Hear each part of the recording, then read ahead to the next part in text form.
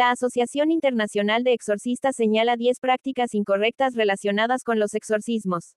La Asociación Internacional de Exorcistas, AIE, ha publicado una nota en la que aborda prácticas incorrectas en el Ministerio de Exorcismo, destacando la necesidad de discernimiento, formación y actuación bajo mandato eclesiástico. Critica el sensacionalismo y la superstición, además de subrayar la centralidad del Evangelio y la necesidad de no practicar métodos no aprobados por la Iglesia. Infocatólica, la AIE recuerda en su nota, cuyo texto completo se puede consultar en su web, la importancia de la labor que ejercen los exorcistas.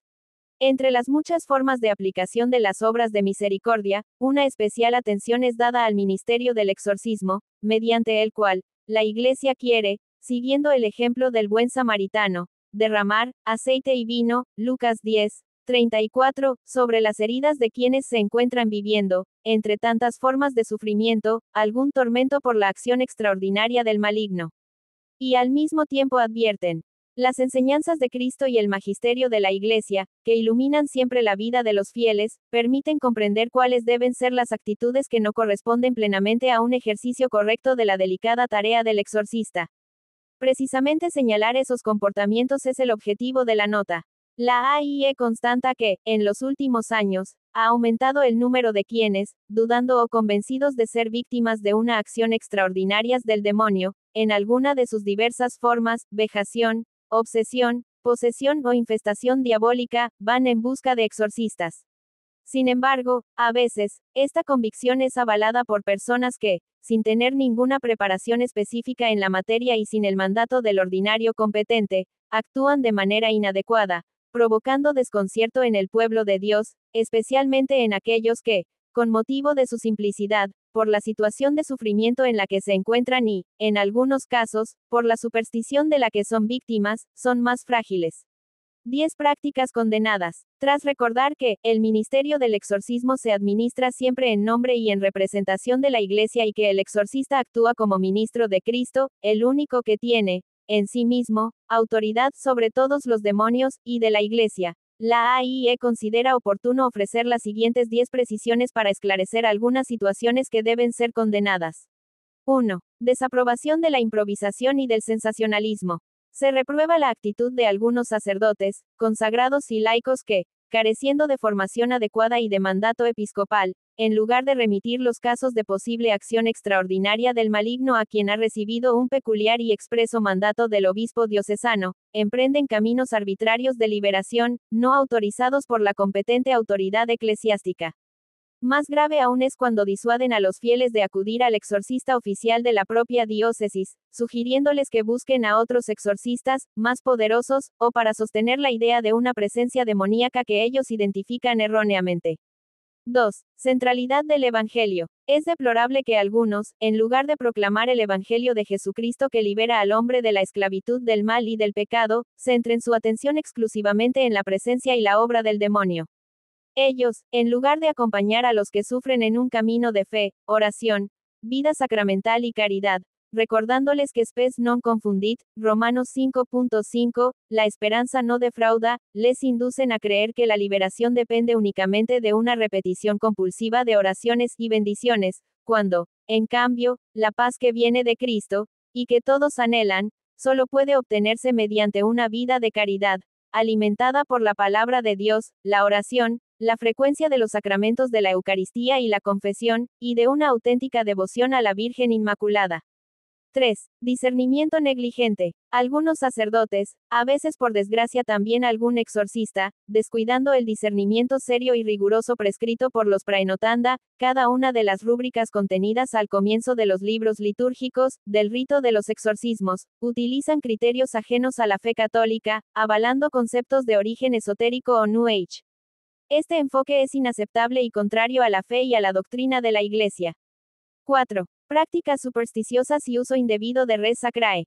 Hay que censurar a quienes utilizan procedimientos supersticiosos, pidiendo fotos o ropa para reconocer posibles maleficios, tocando determinados puntos del cuerpo de los fieles con el fin de diagnosticar la presencia de entidades malignas, o para expulsar la negatividad, o sugiriendo un uso impropio de la res sacrae, agua, sal, aceite bendecido, etc., a los que algunos denominan exorcizados.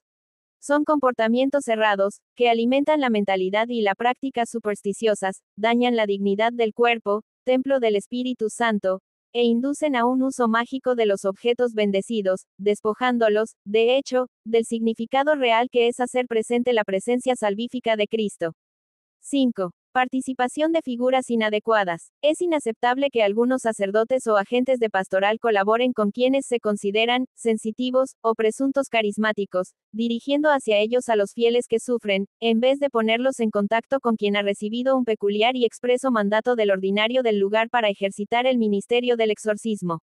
Peor aún es cuando es el mismo exorcista diocesano quien delega en esas figuras la tarea que la Iglesia le ha encomendado a él, hacer un discernimiento autorizado de una real acción demoníaca extraordinaria, a lo que se añade, en algunos casos, un dejarse guiar por ellos para liberar del maligno a las personas que sufren. Tal comportamiento rehúye la naturaleza del ministerio confiado al exorcista, que le exige hacerse cargo del sufrimiento ajeno y no omitir el tiempo personal, regular, escrupuloso y, en algunos casos, gravoso por el tiempo de discernimiento necesario, para verificar la eventual acción extraordinaria del demonio y acompañar a quienes son verdaderamente sus víctimas. 6. Exclusión de las ciencias médicas y psicológicas. En el discernimiento, el exorcista, además de los criterios tradicionales seguidos para individuar los casos de una acción extraordinaria del demonio, puede valerse del parecer de exorcistas de consolidada experiencia y, en algunos casos, de la consulta a personas expertas en medicina y psiquiatría. El ministerio del exorcismo, como todo sacramental, está al servicio del hombre. No se puede, por tanto, excluir a priori la ayuda de las ciencias psicológicas y psiquiátricas, así como de otras disciplinas positivas, que en algunos casos pueden ayudar a comprender el origen de males no necesariamente de origen preternatural. Este comportamiento, no solo es equivocado, sino que expone a las personas a riesgos innecesarios, descuidando la contribución, en algunos casos determinante, de las modernas disciplinas médicas y psicológicas. 7. Afirmaciones temerarias y dañinas. El ansia de querer a toda costa identificar una acción demoníaca extraordinaria como la causa desencadenante de una situación de sufrimiento, cuyo origen se desconoce, habiendo omitido un previo discernimiento serio, además de ser inútil, puede generar daños. También en este caso, las líneas guía elaboradas por la Asociación Internacional de Exorcistas constituyen una excelente ayuda y una referencia indispensable. 8. Maleficios. Sin negar la existencia real de la práctica del maleficio, desgraciadamente más extendida en la sociedad actual de lo que podría pensarse, reprobamos la actitud fóbica de quienes ven en el maleficio el origen necesario de todos los males y desgracias que pueden sobrevenir a la vida de una persona. El buen sentido y la experiencia nos enseñan que, aun cuando un mal pueda haberse originado realmente por un maleficio, concentrarse en individuarlo y sentenciar a las personas diciendo que son víctimas de él, no solo es inútil e irrelevante a efectos de la liberación, sino que puede resultar perjudicial para quien es víctima, provocando en ella sospechas sobre los presuntos instigadores o autores que han realizado el maleficio y vertiendo sentimientos de odio hacia ellos, como bien explican las líneas guía. Con respecto a este importante asunto, reiteramos que es necesario, en cambio, concentrar nuestra atención en los remedios de gracia ofrecidos por la Iglesia y en el camino cristiano a seguir, recordando que es fundamental enseñar a los que sufren la certeza de la fe de que Dios no abandona a su criatura en la prueba, sino que de alguna manera sufre con ella y al mismo tiempo la sostiene y la conforta con su gracia.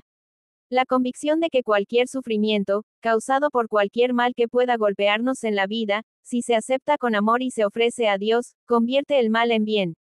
En efecto, la leve tribulación presente nos proporciona una inmensa e incalculable carga de gloria, 2 de Corintios 4.17, al completar en nuestra carne lo que falta a los padecimientos de Cristo, en favor de su cuerpo que es la Iglesia, Colosenses 1.24. 9. Sanación intergeneracional, sanación del árbol genealógico.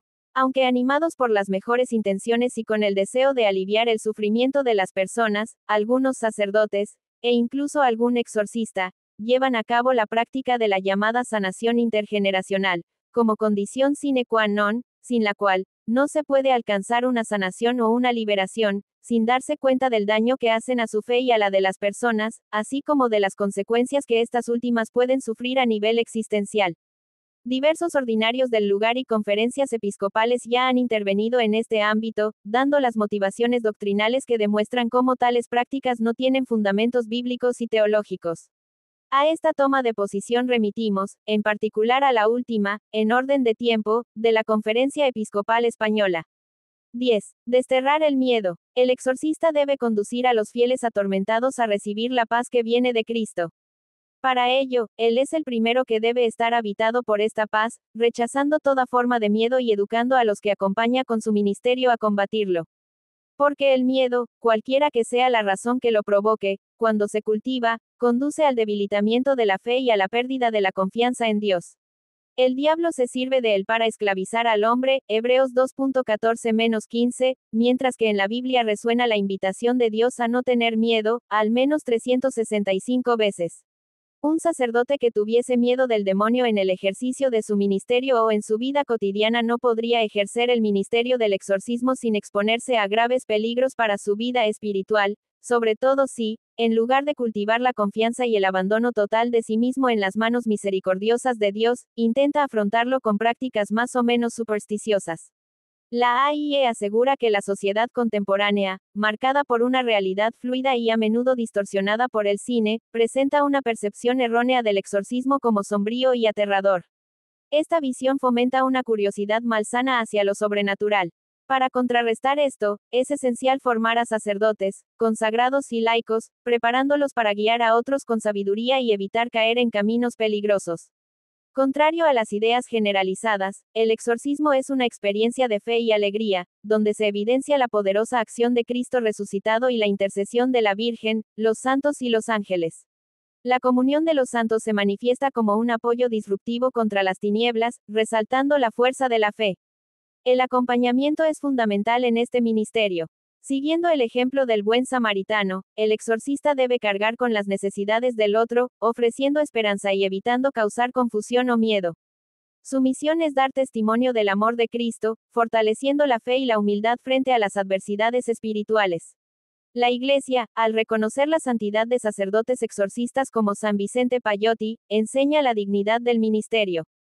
Pallotti destacó la importancia de la humildad y la confianza en la Trinidad durante los exorcismos, sirviendo como ejemplo para quienes ejercen este oficio. El exorcista debe ver al fiel necesitado como el más pobre entre los pobres, ofreciendo consuelo y liberación. Este ministerio, además de combatir el mal, busca transmitir amor y esperanza, testimoniando la victoria de Cristo sobre las fuerzas adversas y la restauración de la vida plena en Dios. La AIE, la Asociación Internacional de Exorcistas, AIE, es una organización católica fundada en 1990 por el sacerdote italiano Gabriele Amorth, reconocido exorcista de la diócesis de Roma, junto con otros sacerdotes dedicados al ministerio del exorcismo. Esta asociación fue oficialmente aprobada por la Santa Sede en junio de 2014, lo que le otorgó un reconocimiento formal dentro de la Iglesia Católica. Propósitos de la AIE.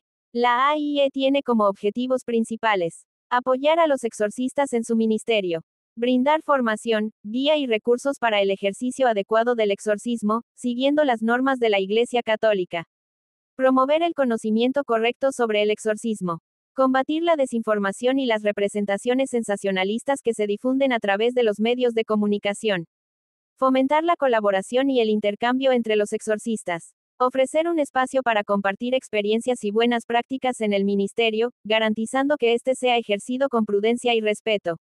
Proteger la doctrina y la liturgia.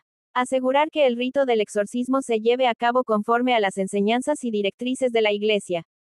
Actividades principales. Organización de congresos internacionales y reuniones regionales para exorcistas. Difusión de materiales formativos y teológicos. Colaboración con laicos capacitados y otros ministerios en temas relacionados con la liberación espiritual.